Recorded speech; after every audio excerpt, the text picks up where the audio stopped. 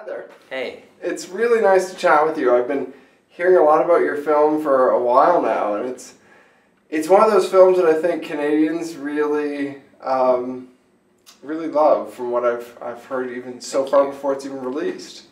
The love affair at TIFF was phenomenal. Yeah, it's been an incredible journey for the sort of whole kind of family behind this film. We've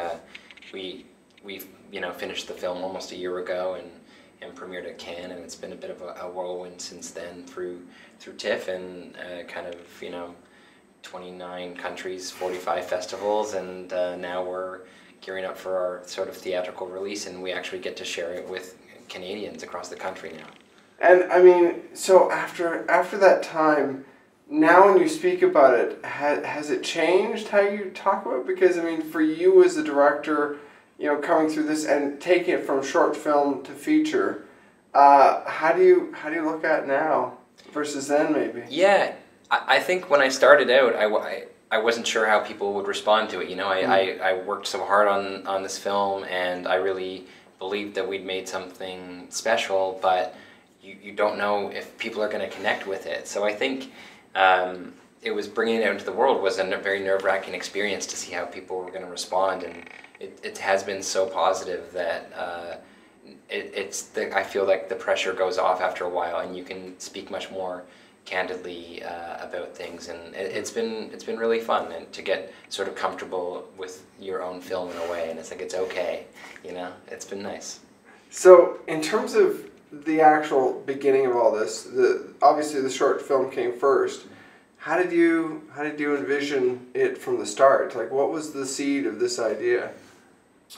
Well, I grew up spending my summers on the North Shore of Lake Superior in the exact same place where the film was set, so I wrote the locations that I knew, and there was something about my time growing up there that I thought, that I haven't seen this movie before, and that I really think it deserves to exist.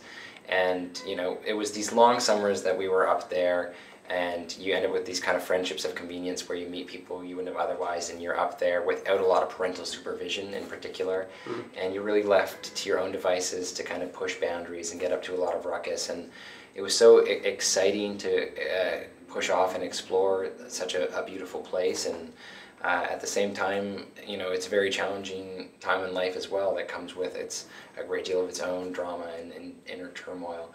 And I think, I was compelled to make a story that kind of captures both sides of that, the adrenaline joy of kind of that invincible stage of adolescence, and those, first parties and all of that experience, and also what it's like to, that sense of betrayal you have, or insecurities, or other things that are grounded in real. I didn't want to shy away from the uglier side of things as well. Right.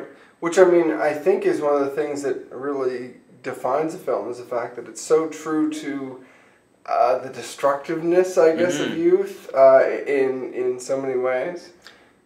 Did you? I mean, was there any part that felt too real, or I assume probably not, but. No, I mean, sometimes you're either shooting or you're in the edit, and you go, okay, wow, this moment is real. This moment is really intense, and it's real. Can we go there? Can we actually put this in the movie, or is this going to be too much for people?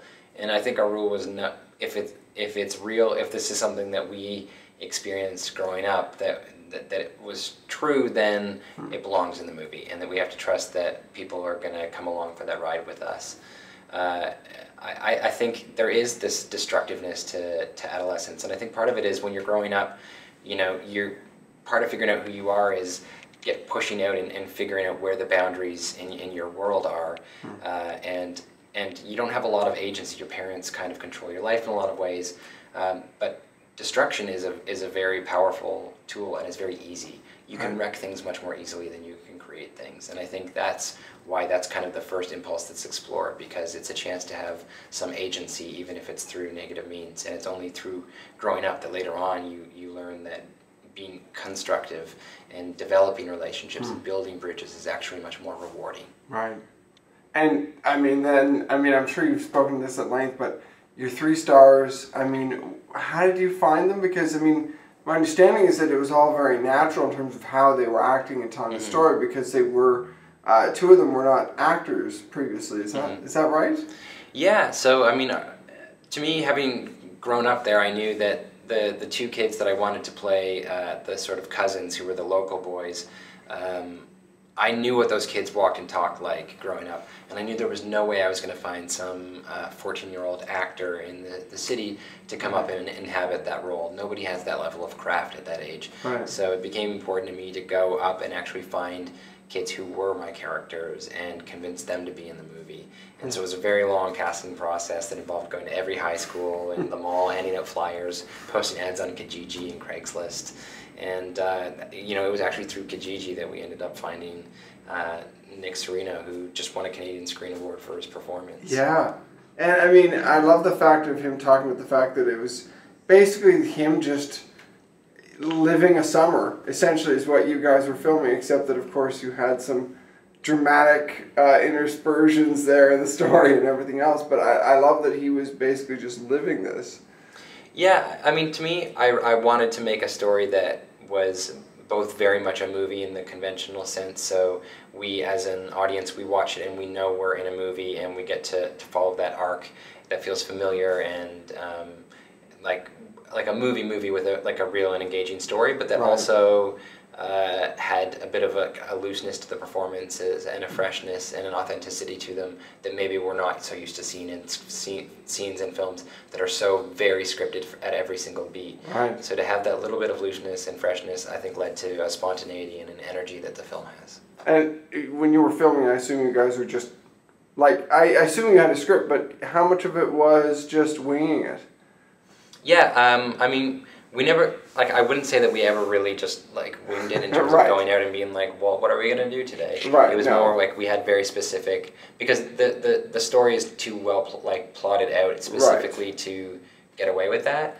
But we absolutely, when we were workshopping a scene, we would kind of run it and then we could say, okay, well, why don't we try throwing the script away and let's see where, we know where the scene needs to go, where every character's arc is going and what their intentions are. Why don't we just run this scene in our own voices and see where it takes us? And I think that kind of process and experimentation that we built in the time for allowed them to really bring, there were moments or lines that would come out that I would go, oh, I couldn't have written that. And so it was really great to give them the freedom to bring themselves to it. Wow.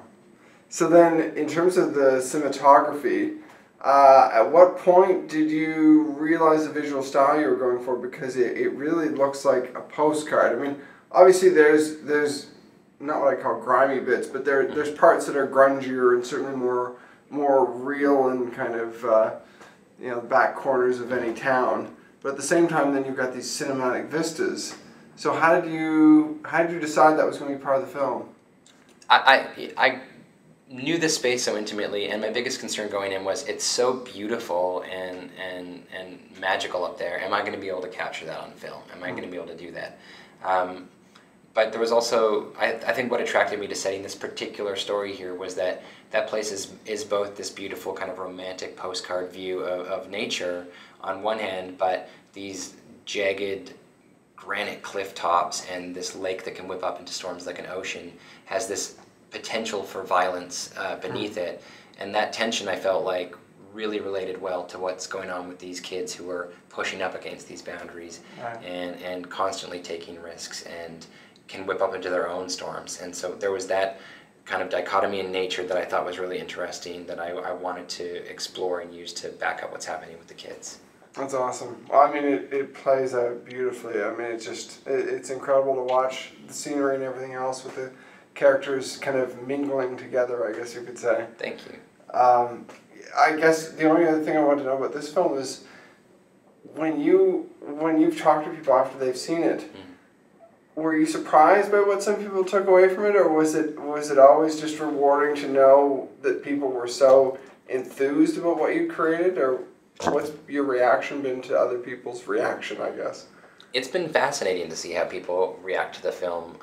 I think one thing that's been rewarding is that seeing how it plays around the world, and it's so specific. I mean, it's set very clearly, in this rural Northern Ontario community, and about these particular kids, and kind of based on my own experience. So, with that level of specificity, I wondered how universal it could be, and to be able to bring the film to audiences in, India and China and Korea and Africa and the States, and have people come up afterward and say, I knew kids just like that when I was a kid, and I experienced that, and that transported me, has been really, really rewarding.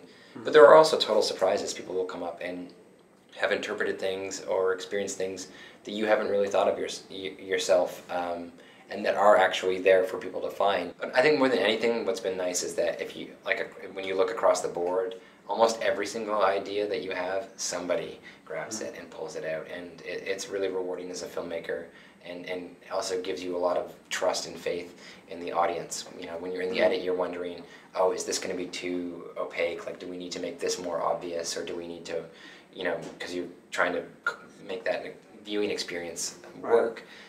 And this film has made me really learn to trust that an audience is, audiences are smart, and they're able to really engage on picking up on the most subtle things. So it's really fun. That's awesome. Well, the last thing I'd like to know is what comes next, because obviously you've had a bit of time to think about it. Well, I've had less time to think about it than you'd think with this sort of like wild year of touring with it. But I'm working on a few different projects right now on both sides of the border, and what I can speak to now is there's an original that I'm doing. I'm adapting another one of my short films called Wait the Children Last, which is a sci-fi into a feature. And I love sci-fi. Yeah, no, it's the world of the short is really, really fun, and so I'm in the process of writing the script right now with that, and then working on a few other projects. Some of them are my own, others are with other producers or studios, and just kind of. So I don't know what's going to go for next, and I can't say this will be the next movie, but they're all in development. Yeah. Well, congratulations and good luck. Thank you very much. Thank you.